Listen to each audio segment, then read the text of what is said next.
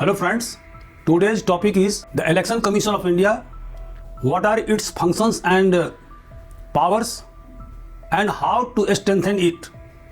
Because we know that no democracy can function without strong institutions. My lesson plan includes why it is in the news, what are the functions of Election Commission of India, what are its powers, how the Election Commission can be strengthened to make our democracy stronger and viable, and finally conclusion. Friends, as you know that the President of India appointed Mr. Gyanesh Kumar, who happened to be the Chief Election Commissioner of India. Similarly, Dr. Vivek Joshi was appointed as Election Commissioner.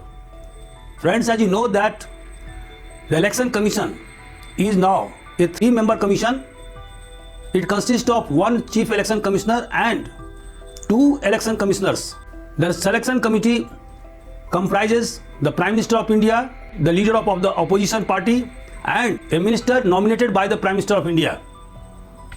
However, the leader of opposition submitted a letter of dissent contending that since the process of the appointment of CEC is to be heard by the Supreme Court on 19th February, now it has been extended in the month of March. So there is no hurry to appoint CEC and EC. But his dissent was not taken into consideration, and the order of the appointment of CEC, Mr. Gyanesh Kumar, and EC, Dr. Vivek Joshi, was issued by the Honorable President of India. Friends, as you know that in 2023, in the case of Anup Barnwal versus the Union of India, the Supreme Court held that the constitution makers did not intend to give exclusive power to the executive in the matters relating to the appointment of CEC and ECs. And so it held that the selection committee will comprise the Prime Minister of India, the leader of the opposition party in Lok Sabha, and the Chief Justice of India until the Parliament makes a new law. Now the Supreme Court extended the date of hearing in the month of March. The Supreme Court assured the petitioner that consequences of the judgment would have an effect upon the appointments made by the government in the interim. Friends, now I switch over to the point as to how the Chief Election Commissioner or Election Commissioners are appointed by the President. It means what are the procedures for the selection of CEC and EC. Friends, as you know that CEC is appointed under the Article 324 of our Constitution. Until 1989, Election Commission of India was a single member body. But in 1989, the Congress government made it a 3-member commission, appointing 2 other election commissioners. But when the United Front government under VP Singh came into power, it cancelled the appointment of 2 election commissioners and reverted the Election Commission as a single member body. But in 1993, when the Congress government came into power, it again reconstituted Election Commission of India and made it 3-member body, thereby appointing 2 other election commissioners. Before the new Act of 2023, the CEC and ECs were appointed on the advice of the cabinet headed by the Prime Minister, by the President of India. The incumbent CEC was succeeded by the senior most election commissioner. The new act passed in 2023 provides for the establishment of a search committee headed by the Law Minister of India along with 2 secretaries. The search committee will shortlist 5 probable candidates to be appointed as CEC or ECs. The shortlisted candidates would be presented before the selection committee headed by the Prime Minister, the leader of opposition party in the Lok Sabha, and a minister nominated by the Prime Minister. However, the selection committee has the power to consider the names of other candidates outside the shortlisted candidates. According to Section 5 of the new Act, CEC and ECs should have held the rank of secretaries in the Government of India, should have been the men of integrity, and should have the knowledge and expertise in conducting elections. The new Act specifies the terms and conditions of service for CEC and ECs. They are now not eligible for reappointment. When an election commissioner is appointed as Chief Election Commissioner, he will function not more than 6 years. I mean, their tenure would not exceed the aggregate 6 years or 65 years of age, whichever is earlier. Friends, as you know that CEC or Chief Election Commissioner of India is of the equivalent rank of the Supreme Court judge, and he can only removed from his post through the process of impeachment by both houses of parliament with 2/3 majority. However, election commissioners of India can be removed by the president on the recommendation of Chief Election Commissioner. However, President of India is not bound to accept the advice of Chief Election Commissioner. For example, the Chief Election Commissioner N. Gopal Swamy recommended the removal of Election Commissioner Naveen Chawla to the President of India, but the President did not accept his advice. Salaries and allowances of Chief Election Commissioner and Election Commissioner cannot be varied to their disadvantage during their term in office.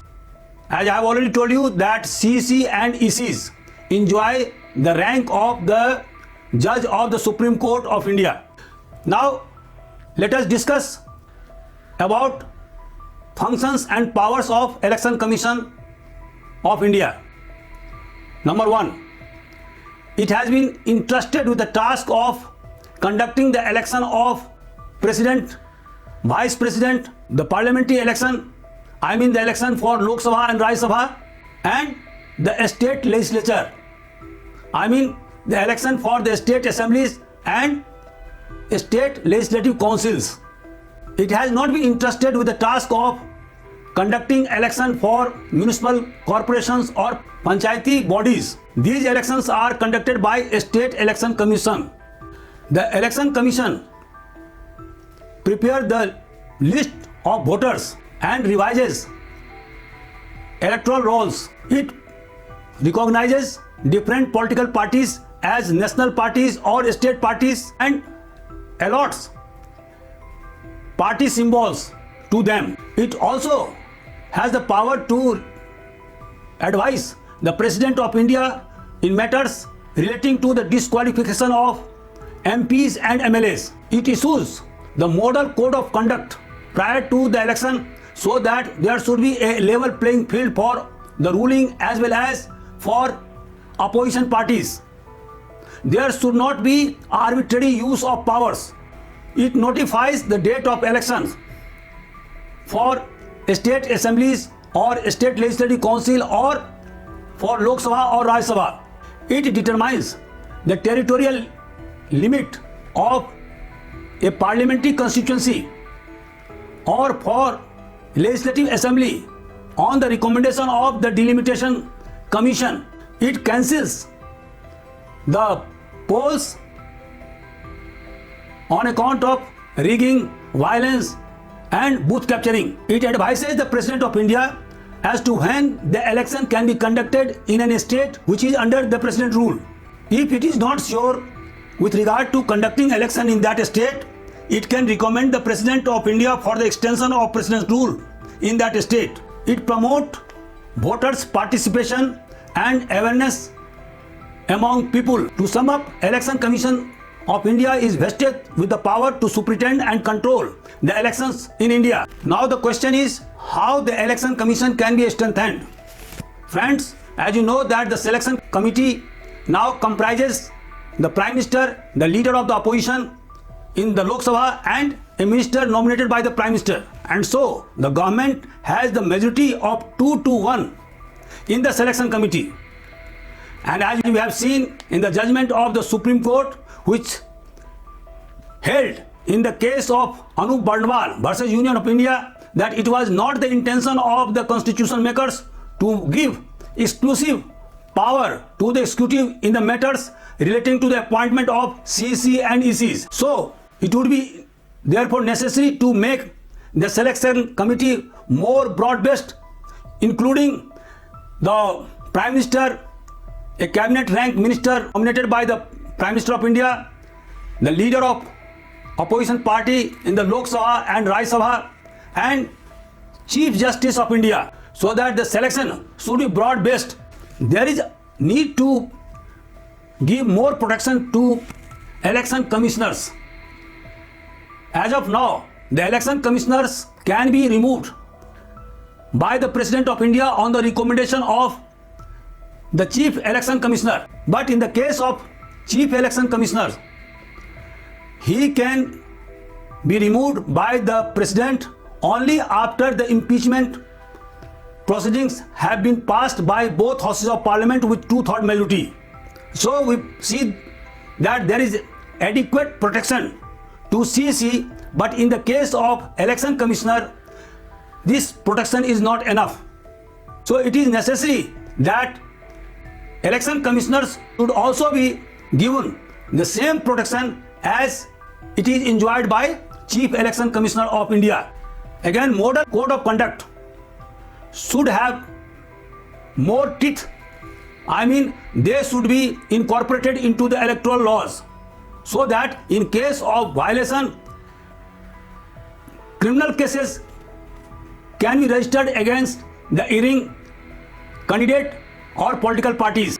Election Commission should have more power in dealing with criminalization of politics. There is need to establish election tribunals in India so that there should be quick disposal of cases with matters relating to violation of electoral laws. The Election Commission should collaborate with private tech companies so that fake news during election can be tracked and culprits can be brought to the book. The Election Commission should ensure that there should be level playing field for both ruling as well as for opposition parties during election.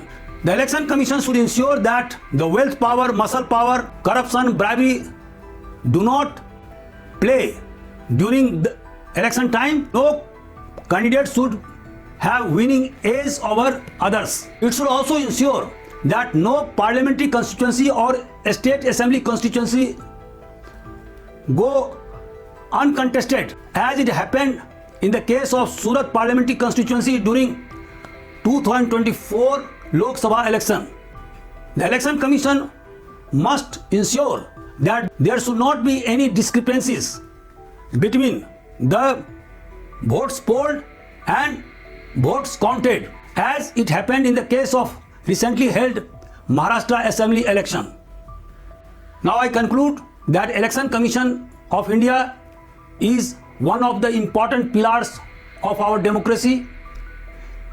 Its strengthening is directly related to the strengthening of our democracy. So it is the bounden duty of Election Commission to conduct free and fair election and provide a level playing field for both ruling as well as opposition parties. This will instill confidence among people in the august institution like the Election Commission of India.